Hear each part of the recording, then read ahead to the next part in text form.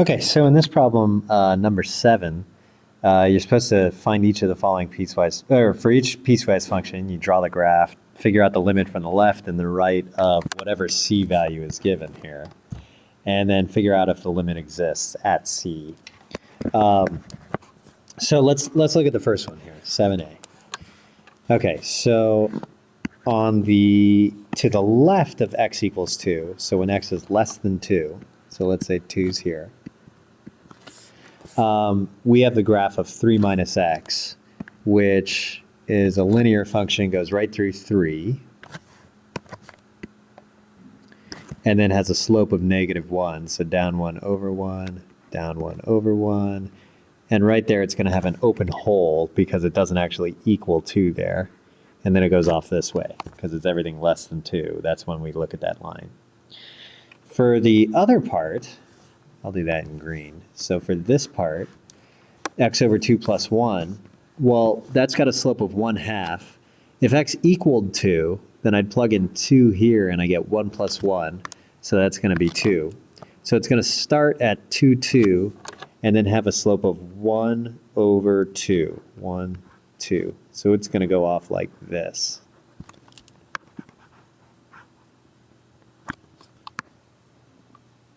Okay, so if we now look at around c equals 2, so the limit as x goes to 2 from the right of f of x, so that's this one. Well, from the right, that's the same thing as saying x goes to 2 from the right for the function that is from the right, which is x over 2 plus 1. So that's going to be 2 over 2 plus 1, which is 2.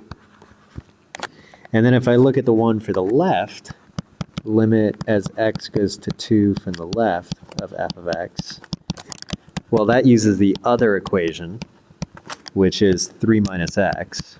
And if I plug in 2 there, then I get 1. And since these two guys are different, left-hand and right-hand limits, excuse me, are different,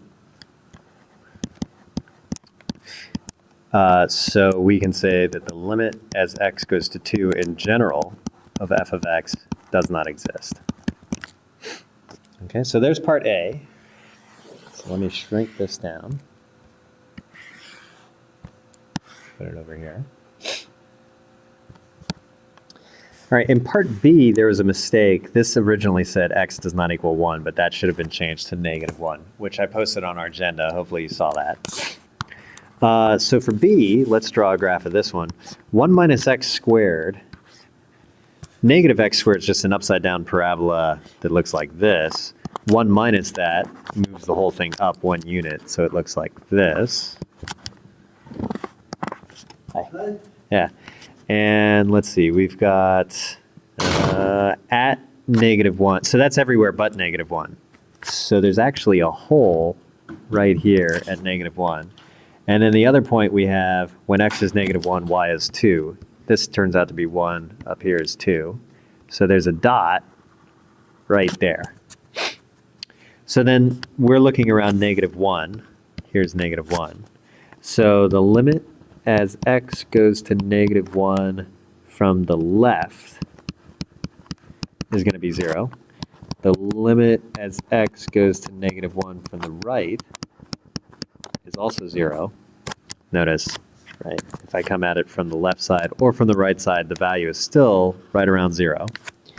And so then if I put these together, I get the limit as x goes to -1 in general of f of x also equals 0. Okay, hope that helps.